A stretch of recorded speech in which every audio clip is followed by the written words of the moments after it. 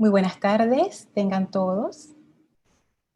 Bienvenidos, muchísimas gracias por estar en esta conferencia.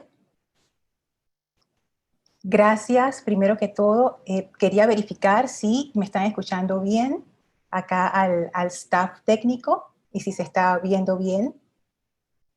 Muchísimas gracias, gracias por la confirmación. Yo soy Lorna Sánchez, vengo en representación de Serapis Bay Editores. Quería agradecer a todos los que son parte de Serapis Bay Editores, el grupo Serapis Bay de Panamá, la comunidad internacional. Quería agradecer a todos los participantes a esta conferencia y muy especialmente a la Cámara Panameña del Libro, a los organizadores de la Feria del Libro y a todos los patrocinadores por esta audacia de hacer la Feria del Libro en versión digital. Yo como lectora me encanta apoyar estos eventos literarios y de verdad que fue una delicia enterarme de que sí iba a haber Feria del Libro. Así es que muchísimas gracias a todos por hacerlo posible. Y verán, esta conferencia, ustedes se preguntarán, bueno, ¿y qué tiene que ver la conferencia del valor de la espiritualidad en el siglo XXI con la Feria del Libro? Y de hecho tiene que ver bastante, y para eso les doy un pequeño contexto. Yo pertenezco al grupo Serapis Bay de Panamá. Nosotros somos un grupo dedicado a estudiar y practicar enseñanza espiritual de la línea de los maestros ascendidos. Nosotros tenemos 30 años de estar conformados como grupo. Por supuesto, yo no he estado durante esos 30 años, he estado menos, he formado parte del grupo por 18 años y nosotros compartimos esta enseñanza a través de clases, conferencias. Y otra forma de compartir la enseñanza es a través de una editorial, Serapis Bay Editores, que es parte de la Cámara Panameña del Libro. Y ahí es donde nuestras historias se entrelazan. Nosotros siempre que podemos participamos en la Feria del Libro, de verdad que hemos participado en muchísimas. Y de verdad que a mí me encanta ese intercambio que se da con las personas, porque la feria atrae a muchísimo tipo de gente, no solamente lectores. Y ese contacto directo con las personas que llegan a nuestro stand y nos preguntan, oye, ¿y esos libros de qué son? ¿Y de qué trata este libro? ¿Y qué es lo que ustedes hacen? Y siempre surge la pregunta de, ¿y eso de espiritualidad? ¿Eso nos sirve? ¿O eso para qué sirve? Miren, en nuestros tiempos, ¿de qué sirve eso de la espiritualidad? Todo eso, a lo largo de los años, me ha llevado a pensar y a desarrollar esta idea un poco más. Y es esto lo que vengo a compartir con ustedes hoy. Así es que esa idea que surgió como parte de la participación en las ferias del libro me parece tan oportuno que ahora tenga su florecimiento en una conferencia en la Feria del Libro. Así es que muchísimas gracias nuevamente a la feria por esta oportunidad. Y esto de la espiritualidad es bien interesante, porque en cierta manera adentrarse en este tema, que no es un tema del cual se habla frecuentemente, requiere la misma actitud que uno tiene cuando uno va a leer un libro. Cuando uno va a leer un libro, no es que uno lee un libro para que el libro te diga qué pensar, o por lo menos yo pienso que no debería ser así. Uno lee para que el libro te ponga a pensar. Y ese es el espíritu que yo quiero traer en esta conferencia. No que sea algo dogmático o que sea simplemente una transferencia de información, sino abrir una puerta para contemplar la espiritualidad quizás de una manera un poco distinta a la cual estamos acostumbrados a abordarla. Y como les decía, al ser parte de un grupo de enseñanza espiritual que no solamente la estudia como algo intelectual, sino que la practica, a lo largo de todos estos años de práctica y de estudio, yo he como cosechado ciertos beneficios y yo sí le veo un valor a la espiritualidad. Y por eso siento que estoy en una buena posición para compartir eso con ustedes. Lo primero que quiero traer es qué es espiritualidad. Hay muchísimas definiciones de espiritualidad, pero como estamos en la Feria del Libro, por supuesto, le voy a dar la prioridad a la Real Academia de la Lengua Española para que nos defina eso de espiritualidad, que es. Ellos no pueden faltar en ninguna feria del libro, así es que hago mención de ellos. Y el diccionario nos dice que espiritualidad es algo relativo a lo espiritual, al espíritu. ¿Y qué es el espíritu? Una de las definiciones que ellos dan es ser inmaterial y dotado de razón. Y de una vez con esta definición nos ubica lo espiritual más allá de lo que estamos acostumbrados a ver o a percibir diariamente. Esto no es cuantificable, no es tocable con las manos, no es medible, y yo entiendo que eso cause cierta desconfianza, sobre todo en nuestros tiempos tan llenos de tecnología, tan llenos de ciencia y tan llenos también de materialismo. No lo digo en un mal sentido, lo digo como que es parte de nuestras vidas, porque sobre todo en la cultura de Occidente, bueno, y la de Oriente también, el materialismo es parte de nuestra cultura global. Así es que esto de que es algo inmaterial ya como que produce una especie como de, ¿eso qué es? Como de desconfianza.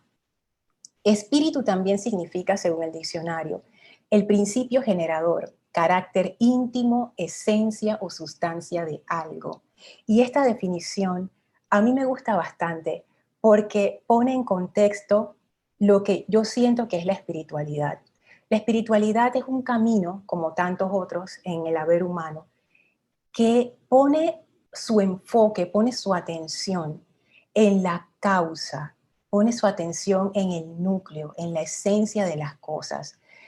Una premisa de la espiritualidad es que ese núcleo o esencia de las cosas está más allá de las cosas en sí mismas, de las cosas materiales, está más allá de los conceptos de la mente. Entonces, la espiritualidad es una vía para entrar en contacto con esa realidad que existe y que puede ser percibida, y que de hecho mucha de esa realidad ahora está siendo cubierta por lo que es la psicología moderna.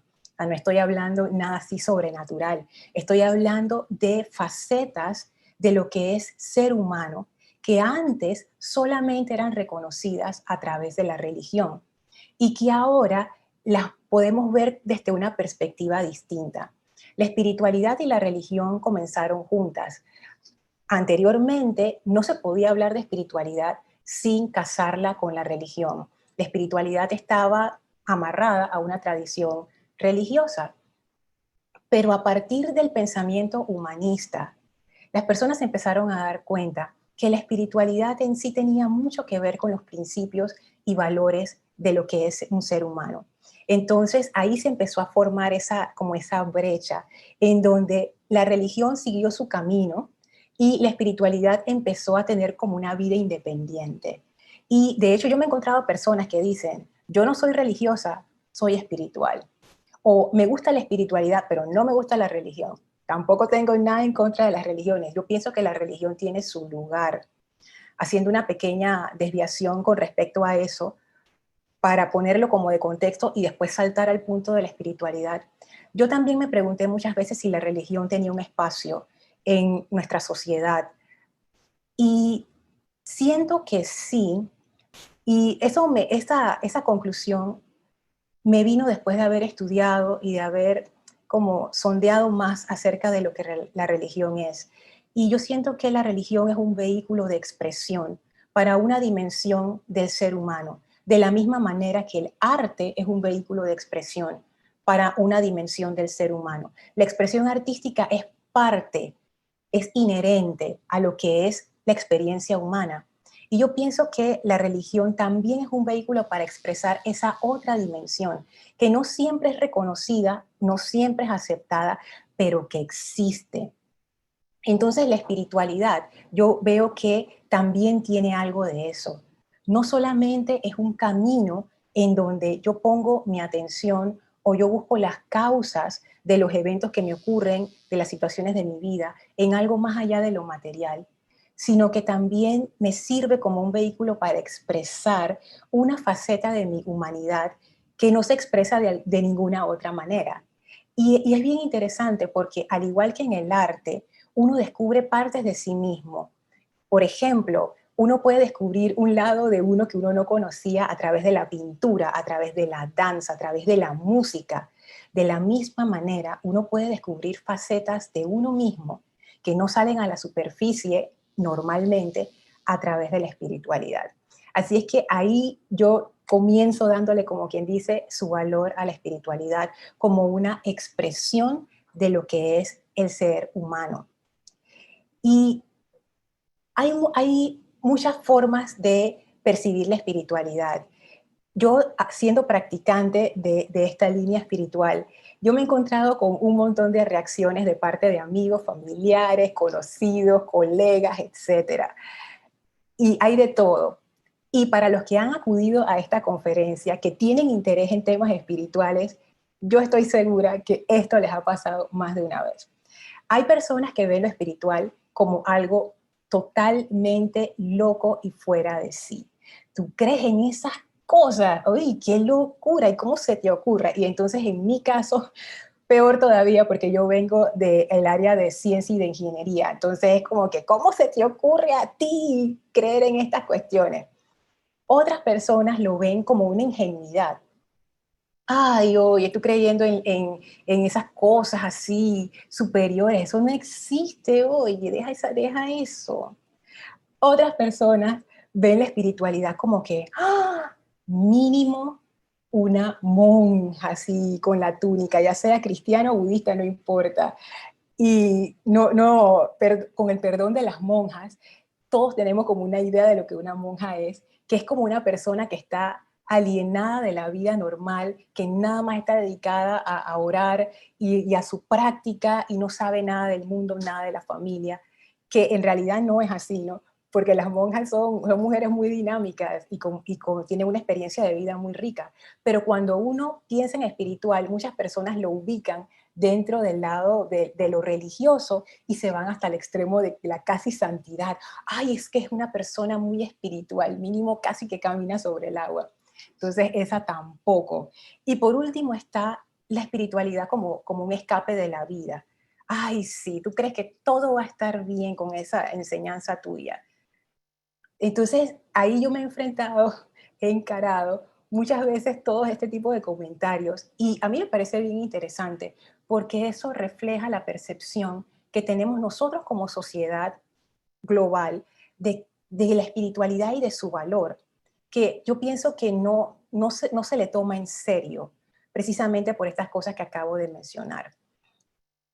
Y la espiritualidad hoy en día como nosotros como la estamos viendo, tiene muchísimas facetas. La espiritualidad religiosa, como ya mencioné, también está la espiritualidad humanista, que es secular. O sea, ellos piensan y creen en estos valores inherentes al ser humano, aspiraciones, principios del ser humano, sin depender de una fuerza sobrenatural. También está otro punto, y este es muy interesante, que es la espiritualidad desde un punto de vista místico, que esto se ve más en las tradiciones espirituales de Oriente que en las de Occidente, que están más basadas en creencia y en fe. En las tradiciones orientales se valora mucho lo que es la experiencia directa de esa divinidad o de ese aspecto superior. Así es que tenemos una espiritualidad mística que tiene que ver con la experimentación de lo divino. Sin embargo, hoy yo quiero traer una cuarta opción, que es la espiritualidad práctica. A mí me gustan mucho las cosas que yo puedo aplicar. Es el tipo de enseñanza que más me encanta porque yo puedo ver los resultados de una vez en mi vida. Así es que lo que les quiero traer es lo que a mí me ha dado la espiritualidad a través de 5 prácticas. Y antes de entrar en las 5 prácticas, ¿por qué? ¿Por qué? ¿Por qué esas prácticas y qué es lo que me ha dado a mí la espiritualidad? Seguir una línea espiritual a mí me ha dado muchísimos beneficios. Yo me doy cuenta de estas cosas cuando interactúo con mis amigos, con mis familiares, con los colegas, con el entorno en general. Y yo sí me doy cuenta que mi forma a veces de reaccionar o de actuar en una situación difiere mucho de lo de la mayoría de la gente. Y yo diría, sin lugar a dudas, que el beneficio más grande que yo he cosechado de la espiritualidad, y eso no es solamente relativo a mí, sino esto yo lo he visto en el grupo al cual pertenezco y lo he visto en otras personas que siguen otras líneas espirituales. El beneficio más grande es la calma en momentos difíciles. Esto es una cuestión fundamental, sobre todo en estos tiempos en los que andamos, en donde hay tanta sugestión, tanta información, tantas noticias, tantas cifras, que a veces uno se siente abrumado y uno no sabe para dónde agarrar. Y ese autocontrol sobre uno mismo, de saber dónde poner tu atención y dónde no, de aquietarte lo suficiente para ver las cuestiones como en una perspectiva más alta, eso te da una tremenda calma y te permite tomar mejores decisiones. Otro beneficio que yo he cosechado es la felicidad. Sí, existe. La felicidad es parte de un sendero espiritual.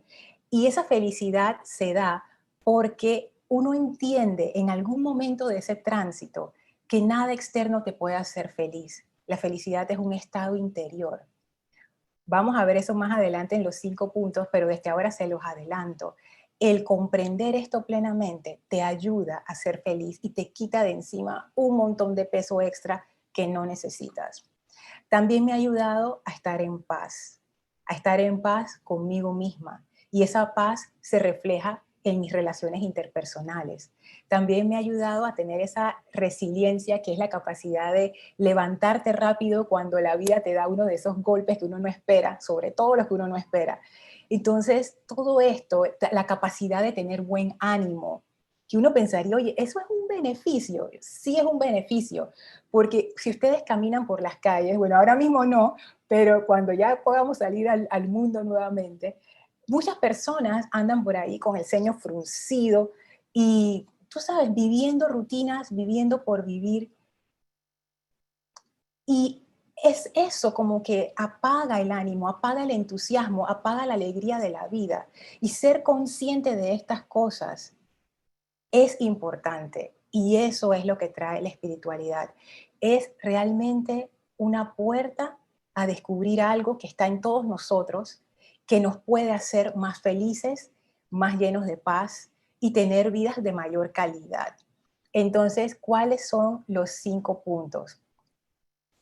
El primer punto que quiero tratar, o la primera práctica que te permite conseguir todos estos beneficios y muchísimos más, es el conocimiento de ti mismo o de ti misma. Eso es lo primero. Yo pienso que de todas estas 5 prácticas, esta es la que más beneficios te da. Y ese conocimiento de uno mismo no viene a través de consultar un horóscopo o de ir donde un psíquico que te lea, no sé, Laura, cosas así. Viene realmente de una introspección tuya, una autorreflexión de ti misma y de tu vida. Y yo sé que este tema de la introspección es amplio, o sea, uno pudiera hablar toda una conferencia de esto, pero yo lo he resumido en 3 preguntas que parecen inofensivas, pero no lo son, y las voy a decir con la advertencia de que contestar estas preguntas cambia vidas. De hecho, ha cambiado la mía más de una vez. Así es que ese conocimiento de uno mismo en 3 preguntas. ¿Cuáles son esas preguntas? La primera pregunta, ¿qué es importante para mí? ¿Qué es importante para mí? Si yo hago esa pregunta a un público general, mucha de esa gente, yo me atrevo a decir que como por el 70% por ahí, la gente va a decir dinero, dinero, dinero. Y yo quiero usar eso de ejemplo, porque la razón por la que las personas dicen dinero, en la mayoría de los casos, es porque el dinero te ayuda a cubrir tus necesidades básicas y de sobrevivencia. Por supuesto, si uno vive en el mundo, tú necesitas comer, necesitas un hogar, necesitas beber agua, necesitas tener acceso a la educación, acceso a la salud. Entonces, todas estas cosas, el dinero te permite conseguirlas, por lo menos en nuestra sociedad actual. Pero yo invito a ir más allá de esa respuesta superficial e inicial, ir más allá de nuestras necesidades, como quien dice, casi que fisiológicas o básicas, ir más profundo. Por ejemplo, si dejamos eso atrás, ¿qué es importante para ti? Vamos a decir que alguien responde, mi familia es importante para mí. Y ahí la siguiente pregunta es, ¿por qué? ¿Qué es lo que hace que tu familia sea importante para ti? Si ustedes se están dando cuenta, ya uno va como profundizando más. Y las respuestas son cada vez o surgen cada vez de un lugar más profundo de uno mismo. ¿Qué me da mi familia? que yo considero que es tan valioso y tan importante? ¿Y por qué? Eso, solamente hacer ese tránsito en esa pregunta, te va a llevar bien lejos y a descubrir cosas que uno ni sabía, porque a veces la respuesta que uno piensa que es, no es la respuesta que es. Es un viaje de descubrimiento. La segunda pregunta, ¿qué me hace feliz? Esta pregunta muy poca gente se la hace, créanme. La felicidad es algo individual de cada quien. Si uno nunca se hace esta pregunta de qué me hace feliz, ¿cómo uno puede entonces llevar una vida feliz? Parece una cosa muy sencilla, pero en serio, pregúntense, ¿ustedes realmente se han hecho esta pregunta seriamente? La sociedad nos da una respuesta de lo que es la felicidad. Cada país, cada cultura tiene su respuesta a esto. Y yo pienso que eso es hasta misericordioso, porque para la multitud que no se pregunta esto, ya aquí tú tienes algo como quien dice prehecho y automático. Ahí está, esta es la felicidad. Sin embargo, el problema viene cuando eso que me presenta la sociedad y que yo persigo y trato de alcanzar, realmente no me da la satisfacción como que yo estoy buscando. Entonces ahí quiere decir que hay una separación, hay una brecha, hay una diferencia entre lo que es la felicidad del mundo y mi felicidad. ¿Cómo yo puedo llegar a un destino si yo no sé cuál es ese destino? Entonces, ¿qué me hace feliz? ¿Qué me da felicidad? Y por ende, entender también para mí qué es la felicidad. La tercera pregunta es, ¿qué es lo que yo quiero? Esta pregunta uno la puede contestar con una listita de Navidad de todas las cosas que uno ha querido desde el inicio de los tiempos. Pero no se trata de eso. Y lo voy a ilustrar con un ejemplo. Yo hace muchísimo tiempo conversaba con una amiga acerca de cosas sentimentales y de la vida. Y entonces yo le digo, mira fulana, vamos a decir que vas a Cupido, el genio de la lámpara, quien sea, y te dice, fulana, mira, yo tengo todo el catálogo aquí de chicos de donde tú puedes escoger. Dime, ¿cuáles son tus requerimientos? ¿Qué es lo que tú quieres de una pareja? Y ustedes saben qué me dijo mi amiga. Se me quedó mirando y después de un rato me dijo, no sé. Y yo casi me caigo para atrás. Porque estando en una enseñanza espiritual, ya yo llevo mi rato ya en este sendero, yo estoy acostumbrada a hacerme esta pregunta todo el tiempo, pero me doy cuenta que la mayoría de las personas no saben qué es lo que quieren. Y andan por la vida sintiendo como este vacío interno, sintiendo esta insatisfacción. No es que nada ande mal en sus vidas, es que hay algo como que falta y nunca se han hecho esta pregunta. Y ustedes podrán entonces preguntarme de vuelta, pero Lorna, ¿tú te refieres a algo que yo quiero tener o algo que yo quiero hacer o algo que yo quiero lograr? ¿Qué es lo que tú quieres? Punto. ¿Qué es? ¿Qué es? Porque en la medida en que tú contestes esa pregunta, tú vas a descubrir algo de ti mismo que ahora mismo no sabes. Entonces, eso para tener un conocimiento de sí mismo. El segundo punto o la segunda práctica es la autoobservación, donde yo pongo mi atención. Esto es muy interesante. ¿Qué es la autoobservación? La autoobservación es la capacidad de observarme a mí misma, pero no de una manera paranoica, de que, ay, mira lo que hice, mira lo que pensé, mira lo que dije. No, no se trata de eso. Se trata simplemente de observar sin juicio. Es como darte cuenta de qué está pasando dentro de ti y tener en cuenta esos pensamientos, esos estados anímicos. Uno se va dando cuenta que uno gravita siempre hacia los mismos focos de atención. Por ejemplo, uno siempre pasa una situación y uno siempre pone su atención en la parte mala, o en la parte que da miedo, o en la parte positiva. Entonces, ¿hacia dónde está gravitando mi atención?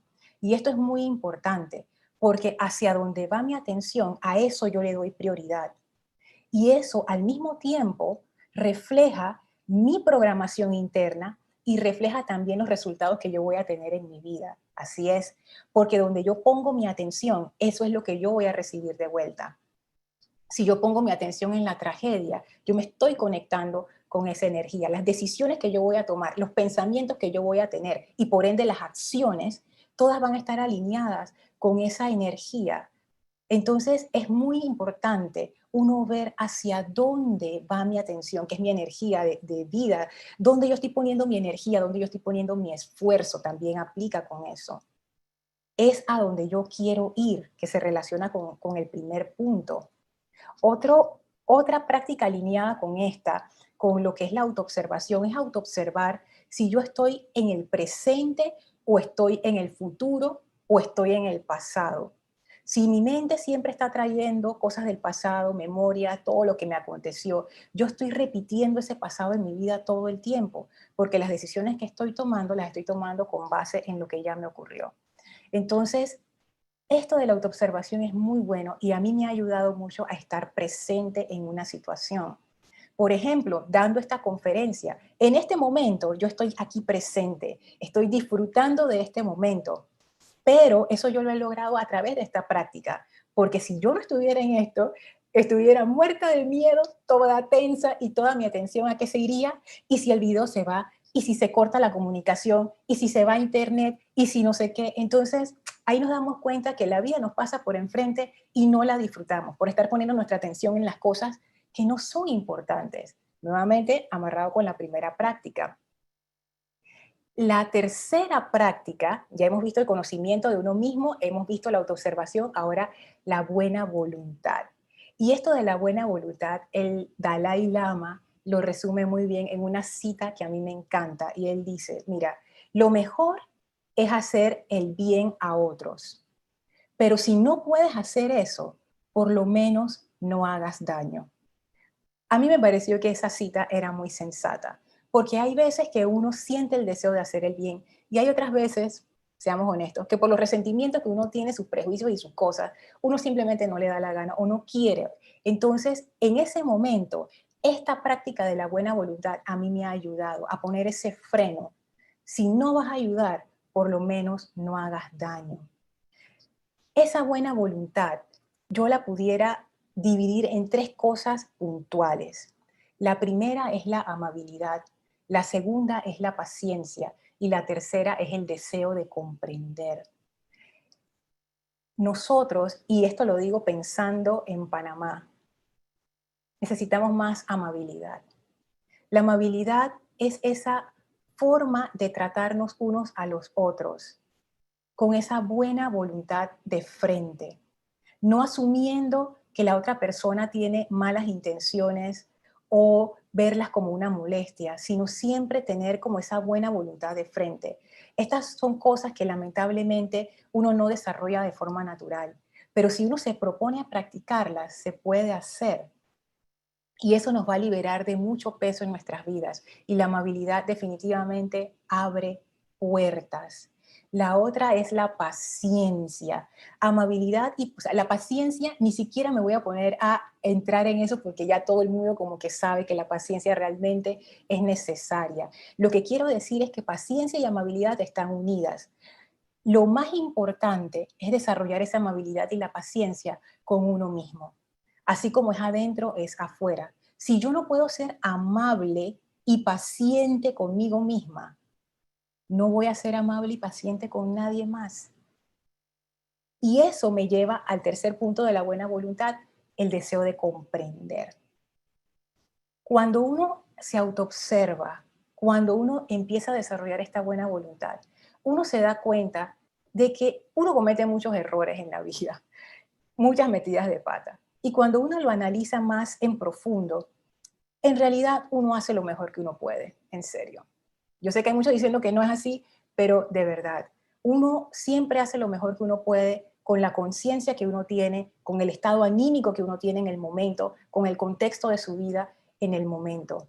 Entonces, yo pienso que esto es importante. Si yo me he visto a mí misma y me doy cuenta de mis falencias y me doy cuenta que muchas veces no es por mala intención, sino simplemente a veces uno tiene días malos. Eso a mí me ayuda a comprender a otras personas, a no asumir de salida que tienen mala voluntad. Y al yo expresar esa buena voluntad, abro la puerta para que se dé algo maravilloso, para que se dé una verdadera comunicación entre dos personas, entre grupos, entre empresas, entre familias. Entonces, esto de la buena voluntad es fundamental. Otro nombre con el que se le llama la buena voluntad es amor. Pero no lo quise designar amor porque amor es un término muy cargado en nuestra sociedad. Así es que decidí utilizar buena voluntad, que me parece que es mucho más práctico y que es más fácil de comprender. El siguiente punto, ya hemos visto conocimiento de mí misma, autoobservación, buena voluntad. Ahora viene el cuarto punto. El cuarto punto es independencia. Y esto de la independencia no me refiero como las independencias revolucionarias de los países, o me fui de la casa, independencia, o independencia económica, ni nada de eso. Este es otro tipo de independencia. Esta independencia tiene que ver con darse cuenta de cómo nosotros dependemos de cosas externas para definir nuestro valor como seres humanos. Muchas veces uno pone el valor de sí mismo en función de lo que piensan otras personas. Por ejemplo, si mis amigos piensan que lo hice bien, me siento bien. Si mis amigos piensan que lo hice mal, me siento mal. No es una decisión mía entonces sentirme bien o mal. Depende de lo que la gente diga de mí. Depende, por ejemplo, de mi posición social, depende de mi negocio, depende de la cantidad de dinero que tengo en el banco. Y yo no digo que las cosas materiales y las cosas externas sean malas o buenas, porque no son ninguna de las anteriores, son parte de nuestra realidad y sí son importantes, sí son importantes. Sin embargo, cuando uno depende de ellas para deducir su propio valor, hay un problema. ¿Y cuál es el problema? Que las cosas externas cambian. Nada de eso externo está bajo mi control directo. Yo realmente no controlo a otras personas, yo no controlo los sistemas económicos, yo no controlo la situación de mi país. Contribuyo, pero no controlo. Entonces, si yo pongo mi valor en función de lo externo, eso externo va a cambiar. Y cuando eso cambie, ¿dónde me deja a mí? ¿Cómo yo me siento? Llena de incertidumbre, llena de miedo. La dependencia, ese es el problema con la dependencia, es que causa miedo. Cuando hay dependencias, por ejemplo, en relaciones sentimentales, allí hay un problema. No es que los seres humanos seamos independientes en el sentido de yo no necesito a nadie y yo hago lo que yo quiero, no, porque eso no es así. De hecho, nosotros somos una especie social. Pero lo que se da entre nosotros como especie, como grupo, como familia, debería ser una interdependencia. Interdependencia, nos apoyamos los unos a los otros, pero para que se pueda dar ese apoyo de una manera sana y sostenible, cada miembro de esa red necesita ser independiente. Y esta independencia va a ese paso adicional a tener esa, si se puede llamar dependencia en uno mismo, en su propio ser. Y les quiero dar un ejemplo rápido de esto. Una vez yo iba de regreso a casa, venía del trabajo, y por el área donde yo vivo, por el atajo que yo tomaba para en ese momento, había un lote baldío que ya no está. Y un día yo venía, agarré ese atajo y en el lote baldío, ¿qué veo? Un venado en plena ciudad de Panamá, un venado comiendo pasto. Como ese lote baldío colinda con una parte del parque metropolitano que está aquí en la ciudad de Panamá. Oye, yo no podía creerlo, yo tuve que detener el auto, yo bajé la ventana y me puse a ver, oye, qué belleza, yo veía este venado, yo digo, qué cosa tan maravillosa. Y eso de una vez me hizo reflexionar. Este venado que yo considero tan hermoso, simplemente por ser un venado. El valor de ver a ese animal, su valor intrínseco, es simplemente por el hecho de ser un venado y de estar haciendo lo que los venados hacen, porque no es que estaba haciendo malabarismo ni nada extraño, estaba haciendo lo que un venado hace. Y yo ahí me pregunté, mi valor como ser humano no puede ser solamente porque yo soy un ser humano. ¿Por qué lo tengo que definir en función de nada? Y eso es una reflexión que yo todavía estoy trabajando en eso, porque esto de depender de las cosas externas es una de las prácticas que a mí más me ha servido y también es la que a mí más me ha costado. Entender que nuestro valor como seres humanos no está en función de los demás, está en función de nosotros mismos. Solamente el hecho de ser un ser viviente en este planeta, porque me atrevo a extenderlo, no solamente a extenderlo más allá de lo que es ser un humano, sino también a toda la naturaleza que es parte de nuestro planeta. La vida en sí es valiosa, solo por ser vida, no importa la forma. Entonces, considerar esa parte. Y por último, la última práctica es la práctica de la integridad. ¿Qué es integridad según mi forma de verlo? Es que lo que piensas, lo que sientes, los deseos de tu corazón, eso que tú anhelas y lo que tú haces están alineados. Esta es una práctica que requiere mucho valor, mucho valor. Y doy un ejemplo sencillo. Hay veces que viene alguien y te pide un favor y lo primero que tú sientes es, ay, yo no quiero hacer eso, no. Eso es lo que tú sientes. Pero entonces piensas, pero si yo digo que no, ¿cómo voy a quedar entonces? Yo voy a quedar como la mala de la película. No, yo no puedo decir que no. Y tu corazón dice que no lo hagas, no lo hagas. Entonces ahí se forma ese conflicto entre lo que uno siente, lo que uno piensa y entonces lo que uno hace. Que al hacerlo de mala gana, lo que sale es una cosa toda extraña, que no ayuda ni a la persona ni a ti. Entonces, esa discordia entre lo que pensamos, lo que sentimos, lo que hacemos y el deseo de nuestro corazón, nos trae a nosotros muchos conflictos internos. Y cuando uno empieza a alinear su vida, a alinear lo que uno siente con lo que uno piensa, y para eso están las prácticas anteriores, conocerse a uno mismo para saber ese alineamiento por dónde va, es donde viene esa palabra de 3 letras que a la gente tanto le gusta y yo amo, paz. Esa integridad lo que trae es paz. Esa paz que viene no porque tu vecino bajó el volumen de la música o porque todo está quietecito a tu alrededor o que por fin los niños se callaron y se fueron a dormir. No, esa no es la paz. Bueno, sí es paz, pero es una paz temporal y condicionada por lo externo, porque los niños se van a volver a levantar y tu vecino va a volver a poner esa misma música. Esta paz tiene que ver con una integridad interna, interna. Y por eso es que cuando uno logra eso, no es que yo la he logrado, he tenido chispazos de ella, pero no es que la he logrado del todo, pero esos chispazos han sido tan significativos que, wow, eso te sostiene, sobre todo en los momentos difíciles, te sostiene. Así es que estas han sido las 5 prácticas. Esta de la integridad, sobre todo, te puede llevar a tomar decisiones radicales en tu vida. De hecho, todas las prácticas, porque cuando uno empieza a ver dentro de sí mismo, empiezan a surgir estas cosas que siempre han estado ahí, pero que uno realmente nunca les ha prestado atención. Bueno, voy a hacer una pausa antes de entrar al cierre para leer las preguntas que tengan. Estoy aquí leyendo las preguntas. Margarita nos dice, mucha gente confunde la espiritualidad con la religión. Y es así, Margarita. Inicialmente se veía como una sola cosa, pero ahora, en nuestros tiempos modernos, se hace esta distinción. Ay, gracias. Acá tengo varios saludos. Geriel nos dice, para mí es importante mi abuela. Ese comentario es bien importante porque de eso, de esas cosas sencillas y cotidianas, es donde empieza el conocimiento de uno mismo. No es tanto de leer libros enredados ni darte de un doctorado acerca de psicología moderna para entender qué es lo que yo.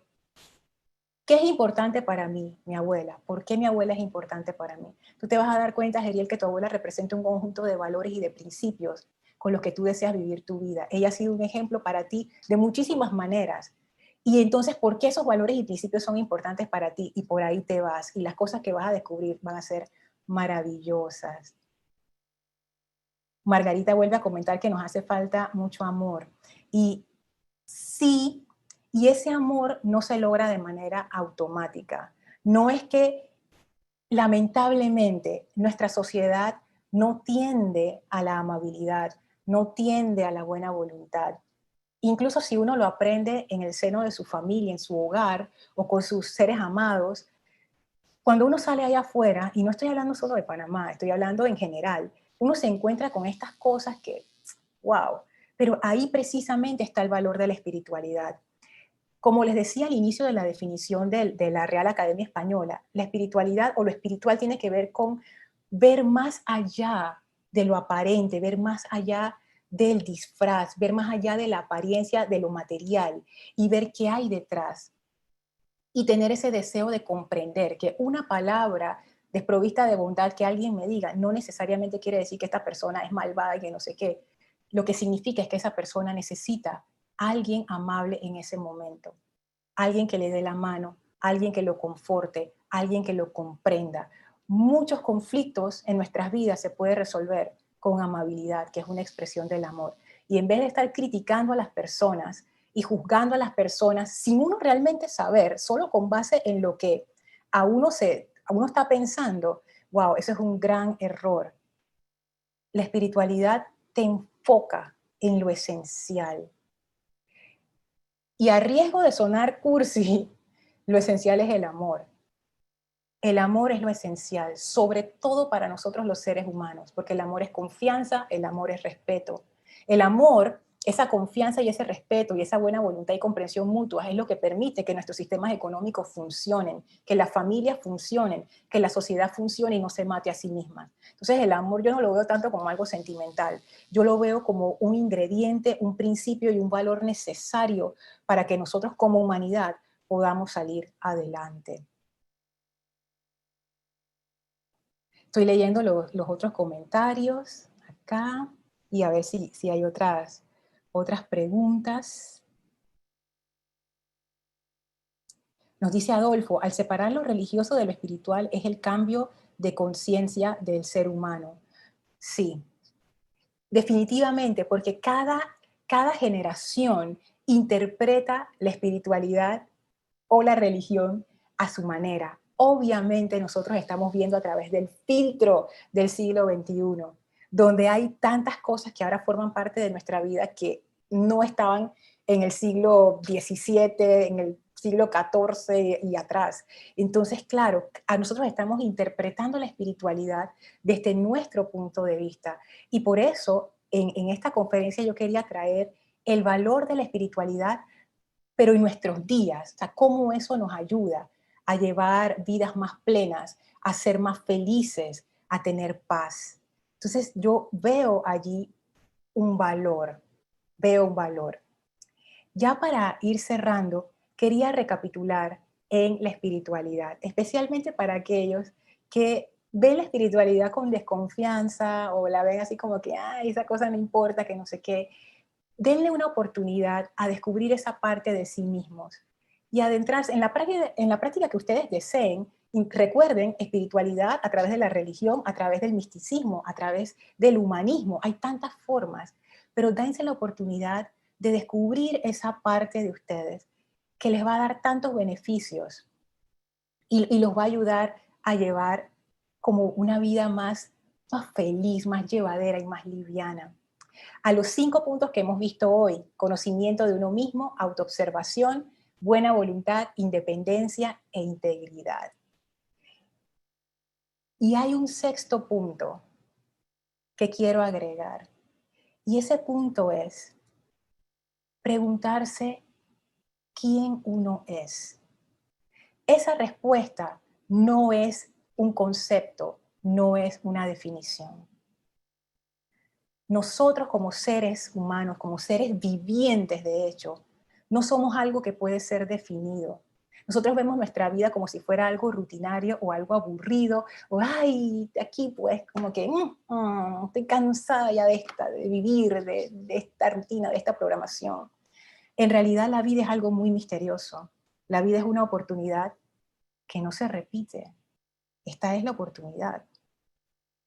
Entonces, esa pregunta de quién soy yo no tiene una respuesta definitiva como un concepto o como algo material. Es algo que tú tienes que vivenciar.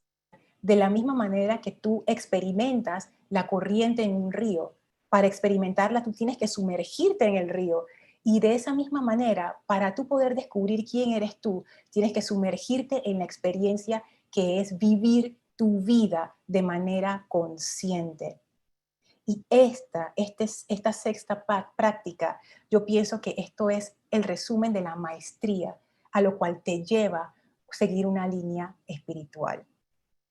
Esa maestría de llegar al punto en donde tú estás presente, consciente, tomando las decisiones alineadas contigo y con tu corazón. Estas son personas que uno llamaría despiertas, que están viviendo la vida plenamente. Así es que bueno, esa es la invitación que hace la espiritualidad. Voy a revisar si hay algunas preguntitas en estos 5 minutos que quedan, algunas preguntas adicionales. Y bueno, y agradecer también a todos los comentarios que he recibido por las preguntas. Angélica dice, ¿qué es lo que define mi ser? Justo acabo me parece, de contestar esta pregunta. Que aquí hablan de que cada vez me siento más espiritual y deseo más tiempo sola para poder disfrutar más. Al inicio es así, al inicio como todo, uno necesita como un espacio para empezar a comprender esto que yo soy, qué es. Pero ya cuando uno va agarrando práctica es de lo más interesante.